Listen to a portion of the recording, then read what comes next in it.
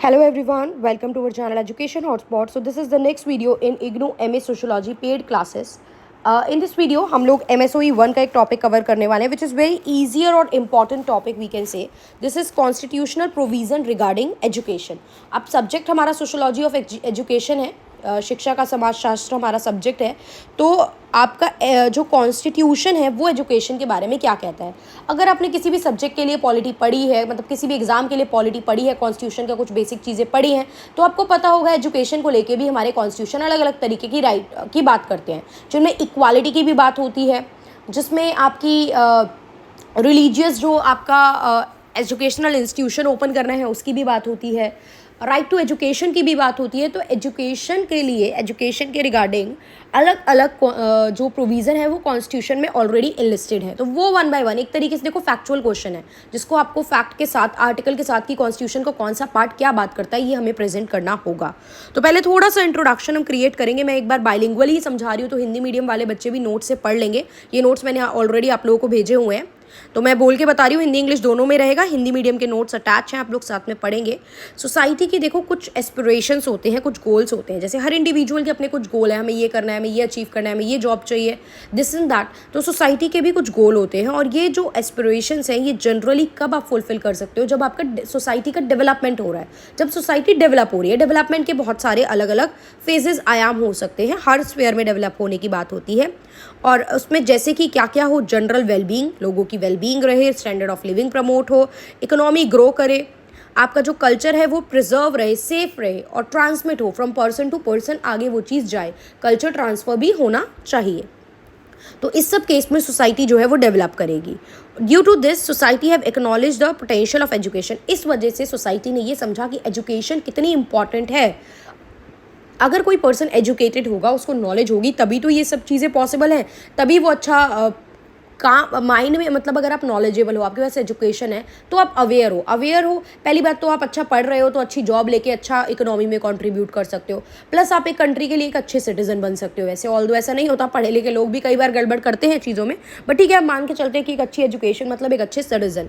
तो ये सारी चीज़ें यहाँ पे रहती हैं. तो एजुकेशन की इंपॉर्टेंस यहाँ पे समझ में आने लगी, एजुकेशन का जो फ़ायदा था वो यहाँ समझ में आने लगा. So it was realise that education has to become more inclusive and encompass large section of population. Education को और ज़्यादा इंक्लूसिव होना है, मतलब अब एजुकेशन ज़्यादा से ज़्यादा लोगों को अपने अंदर इंक्लूड करे.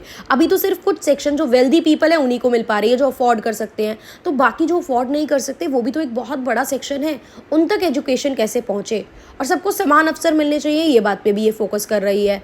मतलब करा जा रहा है.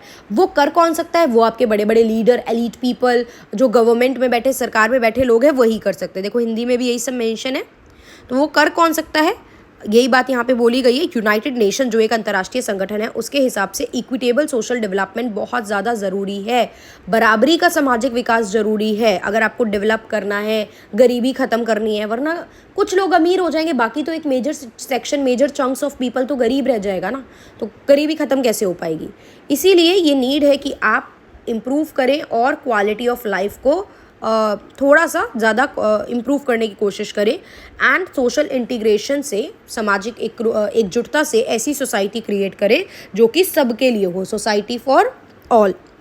ऐसा ना हो कि वो सोसाइटी कुछ सेक्शन ऑफ लोग ही कंट्रोल कर रहे हैं और वो उन्हीं के अकॉर्डिंग चल रही है. तो इन द बिगिनिंग एजुकेशन जो था वो स्टेट का सब्जेक्ट था. देखो 3 लिस्ट बनती है, union list, state list and concurrent list. Union list में जितने भी सारे सब्जेक्ट जाते हैं, टॉपिक्स जाते हैं, जैसे डिफेंस वगैरह, इंटरनेशनल रिलेशन, ये सब सेंट्रल गवर्नमेंट मैनेज करती है. स्टेट के जो भी सब्जेक्ट होते हैं वो स्टेट गवर्नमेंट मैनेज करती है, और कॉन्करेंट के जितने भी सब्जेक्ट होते हैं वो central as well as state दोनों मैनेज करते हैं. कंबाइंडली इनका राइट होता है इसको मैनेज करने में. तो यहाँ पे पहले तो जो था स्टेट सब्जेक्ट था, लेकिन जब 42nd कॉन्स्टिट्यूशनल अमेंडमेंट एक्ट आया, इसके थ्रू इस अमेंडमेंट मतलब संविधान में कोई भी चेंज लाना, इस संशोधन के थ्रू संविधान में काफ़ी चेंज लाए गए थे, जिनमें से एक चेंज ये भी था कि एजुकेशन जो था वो कॉन्करेंट लिस्ट का पार्ट बन गया. पहले किसका था, स्टेट का. अब 42nd अमेंडमेंट एक्ट से किसका बन गया, कॉन्करेंट का. तो ध्यान रखो, बाकी सब तो जनरल बातें करी हैं, एजुकेशन क्यों इंपॉर्टेंट है इंट्रोडक्शन में, एक बार पढ़ोगे खुद बना के लिख पाओगे. लेकिन ये याद रखना कि पहले एजुकेशन स्टेट सब्जेक्ट था, बट 42nd अमेंडमेंट एक्ट 1976 के बाद वो एक कॉन्करेंट सब्जेक्ट बन गया. और कौन कौन से सब्जेक्ट जा रहे थे इसमें, आप सेंट्रल मतलब यूनियन के पास कुछ सब्जेक्ट रह गए थे, कुछ टॉपिक्स, कुछ चीज़ें एजुकेशन से रिलेटेड अभी भी हमने सेंट्रल गवर्नमेंट के पास छोड़ दी थी। वो क्या क्या थी? सेंट्रल यूनिवर्सिटी को मैनेज करना अभी भी सेंट्रल गवर्नमेंट का काम है। यूनियन एजेंसीज और इंस्टीट्यूशन फॉर प्रोफेशन, जो प्रोफेशनल नॉलेज के रिगार्डिंग सेंट्रल इंस्टीट्यूशन है, उनको भी मैनेज करना सेंट्रल गवर्नमेंट का काम है। कुछ वोकेशनल ट्रेनिंग की जो बात की जाएगी, कोई टेक्निकल ट्रेनिंग वाली चीज़ है, वो भी सेंट्रल गवर्नमेंट देखेगी। हायर एजुकेशन के कुछ इंस्टीट्यूशंस हैं जैसे रिसर्च, साइंटिफिक वगैरह, इन सब का कंट्रोल मैनेजमेंट की बात भी किसके पास रहेगी? सेंट्रल गवर्नमेंट के पास। ये सब स्टेट गवर्नमेंट के पास नहीं गया था, ये सेंट्रल के पास ही था। Maintenance of central university, vocational training and आपका प्रोफेशनल इंस्टीट्यूशन और इंस्टीट्यूशन ऑफ हायर एजुकेशन और रिसर्च, ये सब सेंट्रल गवर्नमेंट ही मैनेज करेगी। अब आर्टिकल 239 जो यहाँ पे मेंशन है, वो क्या कहता है कि government of India being responsible for the administration of union territory. देखो ये हमें पता है कि कुछ स्टेट है, कुछ यूनियन टेरिटरी है हमारी कंट्री में, तो यूनियन टेरिटरी का जो मैनेजमेंट है वो टोटली किसके हाथ में है? वो टोटली सेंट्रल गवर्नमेंट के हाथ में रहता है। तो यूटी को कौन मैनेज करेगा? Central government. एंड जब यूटी को सेंट्रल गवर्नमेंट मैनेज करेगी तो यूनियन टेरिटरी की एजुकेशन भी कौन देखेगा? सेंट्रल गवर्नमेंट देखेगी। वहाँ पर स्टेट गवर्नमेंट का रोल की बात ये नहीं कर रहे हैं। क्लियर? वहाँ पे इनका रोल है। बट हाँ, दिल्ली में देखो सीबीएसई चल रहा है, दिल्ली में कोई सेंट्रल बोर्ड, दिल्ली का तो बोर्ड है ही नहीं अलग से, तो ये सेंटर ही देख रहा है। बाकी जगह तो यूपी में यूपी बोर्ड, बिहार में बिहार बोर्ड का ऑप्शन भी मिलता है ना बच्चों को, राजस्थान में राजस्थान बोर्ड। बट दिल्ली में कहीं ऐसा दिल्ली बोर्ड तो हमने नहीं सुना कि दिल्ली में दिल्ली बोर्ड भी ऑप्शन दे रहे हो, बिकॉज सेंट्रल देख रहा है ना ये चीज़, तो सेंटर के पास रहेगा। अब ये मत बोलना स्कूल्स तो बनवा रहे हैं गवर्नमेंट, तो स्कूल्स इंफ्रास्ट्रक्चर का पार्ट है, दे कैन क्रिएट, वो तो आपकी गवर्नमेंट ही देखेगी यहाँ पे। अब कॉन्स्टिट्यूशन और क्या क्या चीज़ बोलता है, देखो सीधी सीधी बात है, दो बार भी रीड कर लोगे तो चीज़ें याद हो जाएंगी। फ्री एंड कंपलसरी एजुकेशन, तो हमारे DPSP directive principle of state policy का आर्टिकल 45 राज्य के नीति निर्देशक सिद्धांत है।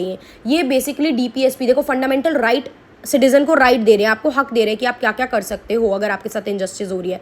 ड्यूटीज़ आपको बता रही है कि आपको ये चीज़ें करनी चाहिए, और वहीं डीपीएसपी सरकार को बता रहे हैं कि सरकार को क्या क्या चीज़ें, क्या क्या आइडियोलॉजी अपने माइंड में लेके चलनी चाहिए। तो ये क्या कहता है कि स्टेट को जो कॉन्स्टिट्यूशन आया, जब ये कॉन्स्टिट्यूशन आया तब मेंशन किया गया था कि कॉन्स्टिट्यूशन आने के 10 ईयर के अंदर अंदर, कमेंसमेंट ऑफ कॉन्स्टिट्यूशन के 10 ईयर के अंदर अंदर आपको मतलब 10 साल तक आपको फ्री एंड कंपलसरी एजुकेशन देनी ही देनी है। मतलब एजुकेशन फॉर ऑल रहनी चाहिए। कब तक? चिल्ड्रन जब तक 14 ईयर्स के नहीं हो जाते तब तक की बात थी ये। आर्टिकल 28 क्या कहता है? देखो ये तो अब यहाँ पे ये है कि freedom to attend the religious instruction और worship in certain type of educational institution. कुछ एजुकेशन इंस्टीट्यूशन ऐसे हैं जहाँ पे अगर रिलीजियस इंस्ट्रक्शन दी जा रही है, देखो माइनॉरिटीज़ को राइट दिया गया है कि वो अपने एजुकेशनल इंस्टीट्यूशन ओपन कर सकते हैं और वहाँ पे वो वर्शिप वगैरह भी अपने अकॉर्डिंग अपना अकॉर्डिंग चीज़ें कर सकते हैं। जैसे हम देखेंगे सिख माइनॉरिटी स्कूल होते हैं, तो वहाँ पे मॉर्निंग प्रेयर में अकॉर्डिंग टू द रिलीजन चीज़ें की जाती हैं। मुस्लिम्स भी, कुछ मुस्लिम माइनॉरिटी भी स्कूल है, तो ये चीज़ें वहाँ पे अपने रिलीजन के अकॉर्डिंग कुछ चीज़ें की जा रही होंगी, तो वो लिखा हुआ है कॉन्स्टिट्यूशन में। Article 29 cultural and educational right of the citizen. हाँ, उसमें बोर्ड और पढ़ाई की बात नहीं की जा रही है कि आपको रिलीजियस बुक्स ही पढ़ाने लग जाएंगे, वो नहीं होता है। पढ़ाई तो आपको जो प्रॉपर पढ़ाई है सिस्टम एजुकेशन का, वही कराई जाएगी। Article 29 cultural and educational right की बात करता है। कोई भी सेक्शन ऑफ द सिटीजन जो कि इंडिया की टेरिटरी में रह रहा है, जिसकी कुछ अलग लैंग्वेज है, जिसका कुछ कल्चर अलग है, वो उसको राइट है कि वो उनको कंजर्व कर सकता है। आप अपने रिलीजियस में जो लैंग्वेज है, जो कल्चर है आपका, आप उसको कंजर्व करके रख सकते हो। आर्टिकल 30 क्या कहता है कि अभी मैंने बताया कि माइनॉरिटीज़ अपने एजुकेशनल इंस्टीट्यूशन खुद बना सकते हैं। जो भी अल्पसंख्यक लोग हैं वो अपने शैक्षणिक संस्थान बना सकते हैं। ये सब हिंदी में लिखा है, just please read all these. कुछ डाउट आए तो आप पूछ लेना। देन आर्टिकल 21 ए बहुत ब्रॉड आर्टिकल है हमारे कॉन्स्टिट्यूशन का, जो बात करता है right to life and personal liberty की। उसी के बाद एक आर्टिकल अटैच है 21 ए, जो बात करता है राइट टू एजुकेशन की। 86th अमेंडमेंट एक्ट 2002 के थ्रू जब 86 टाइम कॉन्स्टिट्यूशन में बदलाव लाया गया 2002 में, तब ये चीज़ इंक्लूड की गई कि फ्री एंड कंपलसरी एजुकेशन दी जाएगी 6 to 14 ईयर्स के स्टूडेंट को। एज ग्रुप भी याद रखना, 6 to 14। वर्ड क्या है? फ्री एंड कंपलसरी एजुकेशन, मुफ्त और अनिवार्य शिक्षा दी जाएगी। Education for weaker section, article 15, 17, 46 जो है ये वीकर सेक्शन ऑफ कम्युनिटी की बात करता है कि इनको भी एजुकेशन दी जानी चाहिए। 41 आर्टिकल डीपीएसपी का है, जो क्या कहता है? Right to work to education and to public assistance in certain cases. भाई एजुकेशन का राइट भी है, गवर्नमेंट को काम भी प्रोवाइड करना और गवर्नमेंट को एजुकेशन भी प्रोवाइड करनी है लोगों को। 46 तो अभी आपको ऊपर बताया ही था DPSP का, educational and economic interest schedule का, schedule tribe and weaker section के, इसको प्रमोट करके चलना है। मदर टंग की भी बात की गई है यहाँ पे कि आपको अपनी मातृभाषा, तो आर्टिकल 350 बात करता है इसकी मातृभाषा से related. It shall be endeavour of every state and every local authority, हर जो आपका स्टेट है उसकी और आपकी जितनी भी लोकल अथॉरिटीज़ होती हैं उनकी ड्यूटी बनती है कि वो प्रॉपर फैसिलिटी दे कि मदर टंग में पढ़ाया जा सके बच्चे को प्राइमरी स्टेज पे ही। क्लियर? जो लिंग्विस्टिक माइनॉरिटी ग्रुप से हैं, belonging to linguistic minority group, तो उनको प्राइमरी स्टेज पे मदर टंग पढ़ाई जाए। ये क्या है? ये भी हमारे कॉन्स्टिट्यूशन के एक आर्टिकल 350 में लिखा हुआ है। अब हिंदी, बिल्कुल हिंदी की बात भी लिखी हुई है। आर्टिकल 351 बात करता है कि ये यूनियन गवर्नमेंट, सेंट्रल गवर्नमेंट की ड्यूटी है कि हिंदी लैंग्वेज को स्प्रेड करके चले। तभी देखो 14 सितंबर को हम हिंदी दिवस मनाते हैं और 10 जनवरी को इंटरनेशनल हिंदी डे भी आता है। तो ये हिंदी की रिलेवेंस को, इम्पोर्टेंस को बरकरार रखने के लिए। ठीक है, नेक्स्ट देखते हैं अब यहाँ पे क्या है हमारे पास। Next is fundamental duties. Duties अभी बताया, हमारी ड्यूटी की, हमारी क्या ड्यूटी बनती है। तो पहली बात तो हमारी ड्यूटी बनती है कि हम कोशिश करें कि हम हर फील्ड में एक्सेलेंस लें, प्लस हम थोड़ी साइंटिफिक सोच रखें। अगेन साइंटिफिक का मतलब ये नहीं है लैब में जाके एक्सपेरिमेंट करें। साइंटिफिक मतलब छींक आने पे हम डॉक्टर की हेल्प लें इंस्टेड की झाड़ फूक और ये सब करने लगे।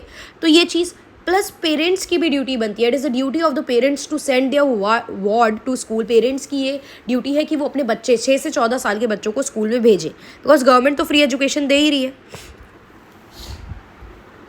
प्लस यहाँ पे मैंने आपसे बोला था लिस्ट बनती है, तो यूनियन लिस्ट, यूनियन लिस्ट में कुछ यूनियन के पास क्या क्या पावर है। तो यहाँ पे यूनियन के पास पावर है कि कमेंसमेंट के जब स्टार्ट हुआ तो क्या क्या इंस्टीट्यूशन थे, BHU, AMU, DU, ये सब यूनियन के पास है। साइंटिफिक और टेक्निकल एजुकेशन, जो मैंने स्टार्टिंग में बताया था ना कि कुछ चीज़ें यूनियन के पास है, अभी वो देखो एंट्री 63, 64, 65, 66 में लिखे हैं। प्रोफेशनल और वोकेशनल ट्रेनिंग वाले जो बिल्कुल फर्स्ट पेज पे मैंने आपको बताया था। Coordination and determination of standard in institution में क्या स्टैंडर्ड रहेगा, क्या मापक रहेगा, क्या मानक रहेंगे, वो सेट करना। तो ये सब किसके पास है? अभी यूनियन गवर्नमेंट के पास है। वैसे तो हमने देखा कि इसको 42 से कॉन्करेंट का समवर्ती सूची का पार्ट बना दिया गया। कॉन्करेंट इज समवर्ती सूची, लेकिन फिर भी कुछ सब्जेक्ट, कुछ एरिया अभी भी यूनियन गवर्नमेंट के पास है, जो कि ये मैंने प्रॉपर वहाँ सिर्फ नाम लिखे थे, यहाँ इनको स्पेसिफिकली एंट्री के साथ कर दिया है। 1-2 बार पढ़ोगे, बिल्कुल भी मुश्किल टॉपिक नहीं है। अगर आ जाएगा तो 20 मार्क्स के लिए we have enough content in this answer. In case आपको कोई डाउट है तो आप लोग मुझे व्हाट्सएप ग्रुप पे पूछ सकते हैं। जो भी डाउट आपको आ रहा है, just ask me, feel free to ask, and rest topic भी हम इस तरीके के कवर करते हैं। So that's all for this video. Thank you for watching.